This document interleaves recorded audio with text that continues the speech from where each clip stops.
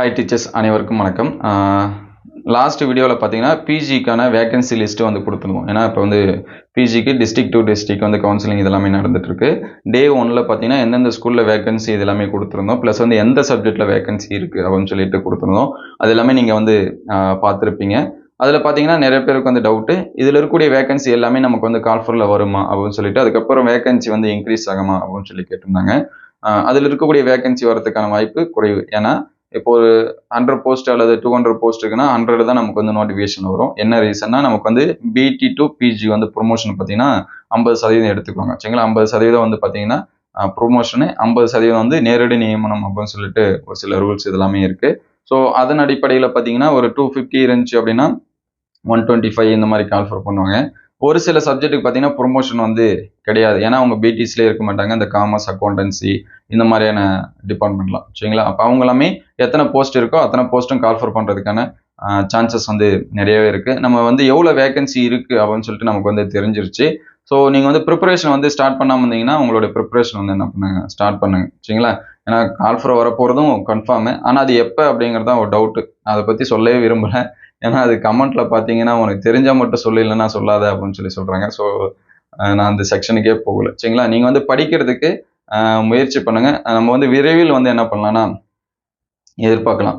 முன்கூட்டியே படிக்கிறதுக்கு என்ன சொல்றேன், நீங்க யார்கிட்ட கேட்டாலும் சரிதான். சரிங்களா? நீங்க வந்து யூடியூப் சேனல் பார்த்தாலும் சரி, அல்லது வந்து நீங்க கோச்சிங் கிளாஸஸ் வந்து போனாலும் சரி, முன்கூட்டியே படிக்க சொல்றதுக்கு காரணம் என்ன அப்படின்னு சொல்லி பார்த்தீங்கன்னா, நமக்கு வந்து நோட்டிஃபிகேஷன் வந்த பிறகு டைமிங் வந்து ரொம்பவே கம்மியாக தான் இருக்கும்.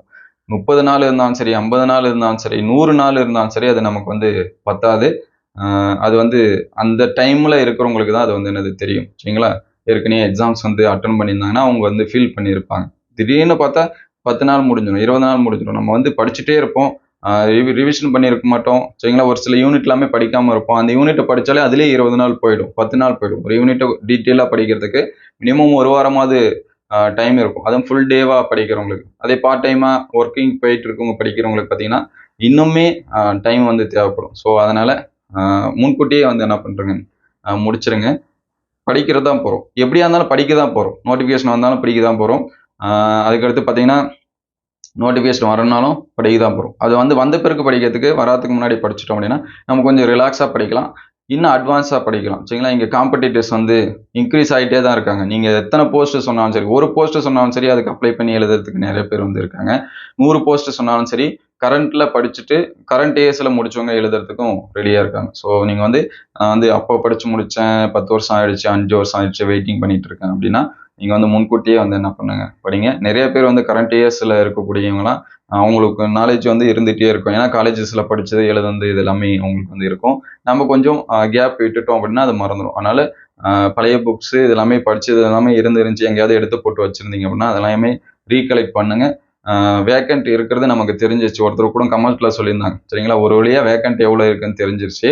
அடுத்து சிலபஸ் சேஞ்ச் ஆகுமா அப்படின்னு சொல்லி கேட்டிருந்தாங்க. அதுவுமே கொஸ்டின் மார்க் தான். ஜிஓ இது எல்லாமே விட்டாங்க. சீக்கிரம் வந்து சிலபஸை மாற்றி கொடுக்கணும், டிஆர்பிக்கு வந்து சொல்லணும் அப்படின்னு சொல்லிட்டு அதுலேயும் டவுட் இருக்கு. முழுமையாக மாறுமா அல்லது வந்து பகுதியளவு மாறுமா அப்படின்னு சொல்லி கேட்டிருந்தாங்க. முழுமையாக மாறத்துக்கு வாய்ப்பு ரொம்ப ரொம்ப கம்மி. சப்போஸ் வந்து ஹையர் செகண்டரி இல்லாத சப்ஜெக்ட் சிலபஸ் வந்து ஏதாவது ஆட் பண்ணலாம். அதுக்கடுத்து பார்த்தீங்கன்னா ஏதாவது ஜென்ரலாக இருக்கக்கூடிய டாபிக்ஸ் வந்து நமக்கு வந்து என்ன பண்ணலாம், ஆட் பண்ணலாம். சரிங்களா? ஒழுக்க நெறிமுறைகள் இது எல்லாமே ஸ்டூடெண்ட்ஸ்க்கு வந்து அவேர்னஸ் கொடுக்கறதுக்கு, ஸ்டூடெண்ட்ஸ் வந்து மோட்டிவேட் பண்ணுறதுக்கு அந்த மாதிரியான, ஏன்னா ஸ்கூலில் வந்து நிறைய பிரச்சனை இது எல்லாமே போயிட்டுருக்கு, எல்லாமே நீங்கள் வந்து பார்த்துருப்பீங்க. ஸோ அதை கண்ட்ரோல் பண்ணுற மாதிரி அதற்கான டாபிக் ஏதாவது என்ன பண்ணலாம், ஆட் பண்ணலாம். சரிங்களா? சப்ஜெக்டில் ஏதாவது ஒரு நீட்டோ அல்லது ஜேஇஓ இந்த மாதிரியான எக்ஸாம்ஸ் இருக்கக்கூடிய சப்ஜெக்ட்டுக்கு வந்து அது எதனாச்சும் ஒரு சில கண்டென்ட் இல்லாமல் இருந்துச்சுன்னா அதை வந்து என்ன பண்ணலாம், ஆட் பண்ணலாம். ஸோ இவ்வளோ தான் இருக்கும். ஃபுல்லாக சேஞ்சஸ்லாம் ஆகாது. ஸோ நீங்கள் வந்து எக்ஸாம்ஸ்க்கு வந்து படிங்க. அப்படியே சேஞ்ச் பண்ணாலும் அது எல்லாத்துக்குமே தான். 1000 பேர் அப்ளை பண்ணுறாங்கன்னா 1000 பேத்துக்கும் அந்த சேஞ்சஸ் தான். அவங்களும் அப்போலேருந்து தான் என்ன பண்ண போகிறாங்க, படிக்க போகிறாங்க. சரிங்களா? அப்போ வந்து படித்தது எல்லாமே வேஸ்ட் ஆகுது. பின்னாடி ஃபீல் பண்ணுறதுக்கு. சரிங்களா? நிறைய பேர் பார்த்தீங்கன்னா எக்ஸாம் எழுதி முடிச்சுட்டு ஃபீல் பண்ணுவாங்க. எக்ஸாம் அப்ளை நோட்டிஃபிகேஷன் வந்துருச்சுன்னா இன்னும் கொஞ்சம் டேட் எக்ஸ்டெண்ட் ஆகாதா அப்படின்னு சொல்லிட்டு ஃபீல் பண்ணுவாங்க. ஸோ பின்னாடி நம்ம வந்து என்ன பண்ண போகிறதில்ல, வருத்தப்படுறதில்ல. ஸோ வேகன்சிக்கான டீட்டெயில்ஸ் வந்து எல்லாமே நம்ம வந்து சொல்லிட்டோம். ஒவ்வொரு சப்ஜெக்ட் வைஸாக எவ்வளோ இருக்குன்னு சொல்லிட்டு. இல்லை பார்த்தீங்கன்னா சுவாலஜிக்கான வேக்கன்ட் வந்து சரியாக கொடுக்கல. காரணம் என்ன அப்படின்னு சொல்லி பார்த்தீங்கன்னா அங்கே வந்து பயாலஜி அப்படின்னு சொல்லிட்டு என்ன பண்ணியிருந்தாங்க, போட்டு கொடுத்துருந்தாங்க. சரிங்களா? பயாலஜி போட்டு பயாலஜி போஸ்ட் அப்படின்னு சொல்லிட்டு என்ன பண்ணியிருந்தாங்க, போட்டு கொடுத்துருந்தாங்க. அதனால சுவாலஜி வேக்கண்ட்டு இதெல்லாமே காட்டல. இதுலையுமே ஒரு ட்ராபேக் வச்சுங்களேன். அது யார் கேட்குறதுன்னு சொல்லிட்டு தெரியல. ஏன்னா பாட்னி அண்ட் சுவாலஜி படித்தவங்களோட ரொம்ப ட்ராபேக். இப்போ ஃபிசிக்ஸ் கெமிஸ்ட்ரி தனித்தனியாக ஸ்கூல்ஸில் இருக்குது. ஆனால் பாட்னி சுவாலஜி அந்த மாதிரி வந்து குறைச்சிட்டே வராங்க. ஒரு பயாலஜி ஒரு பாட்னி. இன்னும் நிறைய ஸ்கூலில் வந்து பயாலஜி போஸ்ட்டு தான் இருக்குது. அந்த பயாலஜி போஸ்ட்டுக்கு பாட்னி படித்தவங்களும் போகலாம், சுவாலஜி படித்தவங்களும் போகலாம். அந்த மாதிரியான சுச்சுவேஷனில் இருக்குது. அது ரெண்டாக மாற்றினாங்க அப்படின்னா எல்லாத்துக்குமே ஹெல்ப்ஃபுல்லாக இருக்கும். சரிங்களா? காலேஜஸில் படிக்கக்கூடிய ஸ்டூடெண்ட்ஸாக இருந்தாலும் சரி, படித்து முடித்த கேண்டிடேட்டாக இருந்தாலும் சரி, டிஆர்பிக்கு எதிர்பார்த்துருக்கக்கூடிய கேண்டிடேட்டாக இருந்தாலும் சரி, அவங்களுக்கு எல்லாமே ரொம்ப ஹெல்ப்ஃபுல்லாக இருக்கும். ஸோ அது வந்து ஃபியூச்சரில் இன்னும் எப்படி மாறுதுன்னு தெரியல. எல்லா ஸ்கூலுமே வெறும் பயாலஜி போஸ்ட்டாக தான் மாற்றுவாங்களான்னு சொல்லிட்டு தெரியல. நேற்று அந்த வேக்கண்ட் லிஸ்ட்டு பார்த்தோன்னே ஒரு சின்ன ஆதங்கம். என்ன அப்படின்னு சொல்லி பார்த்தீங்கன்னா, பயாலஜி பாட்னின்னு இருக்குது, சுவாலஜின்னு ஒரு போஸ்ட்டுமே காட்டலையே.